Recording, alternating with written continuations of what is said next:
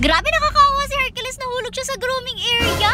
Hello pack members! Welcome back to Husky Pack TV Vlog! For today's video, ito nga yung continuation ng video natin mula dun sa kabilang page natin dahil ngayon nga ay papaliguan na finally si Hercules after niyang masuklayan at matanggalan ng konting balahibo sa paa. Kita niyo naman dito nung ma-realize ni Hercules, naliliguan nga siya, tumakbo ulit siya papunta dito sa kanilang off-leash area tapos siya na mismo yung nagbukas ng sliding door. Ay naku, alam niyo lang, batikan talaga yung si Hercules sa pagbubukas ng sliding door pero may reason pala siya kung bakit siya tumakbo ulit dito pala. Nung makita kasi niya na papaliguan siya, bigla niyang naisip na kailangan niyang unahing magpupo muna, kaya naman lumabas muna siya dito para makapagpati. O diba, very alam niya na kasi talaga na kapag paliguan na inaabot nga talaga sila ng 2 oras sa pagpapaligo at pagboblower sa kanya sa sobrang kapal ng balahibo niya, kaya naman hindi siya makakapupo sa 2 oras na yun. At siguro nakakaramdam na rin nga siya ng pagpupo nung time na to, kaya talagang kahit mag-uumpisa ng maligo at kagagaling lang niya dito sa off-leash area ay bumalik siya agad para magpupo muna dahil wala nang break pag nag-umpisa na ang pagpapaligo. After nga niya magpupo, diretso na rin siya dito sa loob at pumayag na nga magpaligo talaga. O diba, very good din talaga ang Hercules natin. Alam na rin naman niya at payag rin naman siya magpaligo dahil syempre pumipresko din naman talaga yung pakiramdam niya kapag liguan na. Bago pa mag-umpisa ang pagligo, syempre kailangan toothbrush na muna natin siya at sakto. Ngayon na natin gagamitin itong bagong biling toothbrush set ni Mother para sa ating pack members. Ito nga yung isa sa hindi natin kinakalimutan talaga when it comes to grooming our pack members, ang pagto-toothbrush kasi mahalaga rin ang kanilang dental health. Huwag niyo kalimutan guys na kapag talagang sobrang kapal na ng tartar or madumi talaga yung ngipin ng inyong mga fur babies ay maaari din siyang mag-lead sa iba't ibang mga sakit. Kaya make sure natin na palagi nating nalilinis ang kanilang mga ngipin at lagi na maintain ang kanilang dental health or cleanliness ng kanilang dental kinembro. Anyways, ito na nga po, medyo nahihirapan lang din talaga mag-brush ng teeth si Kuya Sermer niya dito kay Hercules, pero talagang itong Hercules na yung pinakamadaling toothbrushan dito sa ating pack members. Mas matindi pa kasi talaga yung iba nating pack members, talagang todo iwas sila or minsan nga kinakagat pa yung toothbrush, kaya talagang challenging sa atin ang pagpapatoothbrush sa ating pack members. Anyways, ito nga umpisa na ng pagligo at tinulungan pa nga rin ni Tito Bobby si Kuya Sermer niyo para mas mapadali nga. Alam niyo naman kasi talaga pag nagpapaligo tayo, twice talaga yung pagsasabon sa kanila. Una nga ang gagamitin ay yung bar soap, tapos sunod ay yung mga shampoo. Pero itong si Hercules, nag-iisa-isa nga siya sa pack members natin na ginagamitan natin ng conditioner. O baka sabihin nyo favoritism na naman kaya siya lang yung naka-conditioner, pero hindi guys, yan po kasi nakadepende rin talaga sa kanilang balahibo. Iba kasi talaga ang balahibo ni Hercules kaysa sa iba nating pack members dahil yung kanya talaga sobrang hahaba. Lahat man sila makakapal talaga yung balahibo, pero kay Hercules na talaga yung nag-iisa na sobrang kapal na sobrang haba pa, kaya naman talagang prone siya sa tangles. Madalas na magkabuhol-buhol, kaya naman kapag naka-conditioner ay medyo malambot at hindi gaanong nagbubuhol-buhol. Actually, si Hercules lang noon yung naka-conditioner, pero alam nyo ba lately, ginagamitan na rin natin ng conditioner ang anak niya na si Kelvin. Na-realize din kasi namin na yung buhok talaga ni Kelvin ay mabuhol-buhol din madalas. Kaya naman ginagamitan na rin siya ng conditioner.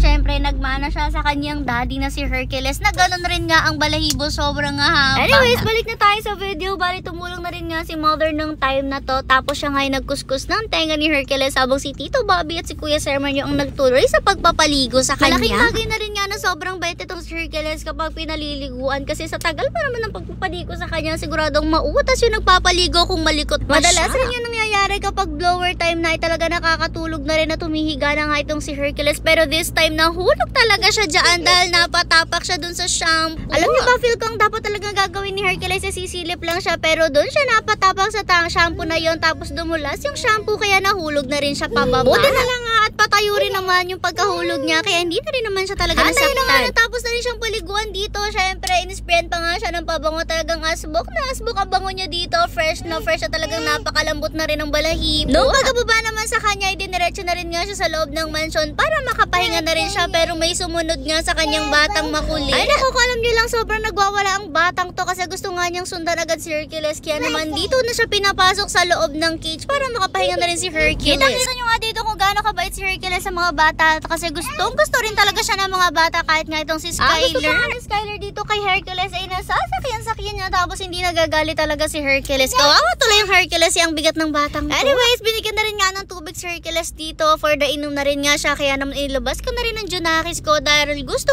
niya kay Hercules, nagwala talaga siya nung makalabas kami. O diba, grabe ang karisma ni Hercules, pati ang mga bata ay in love sa kanya at gusto siya palaging kasama.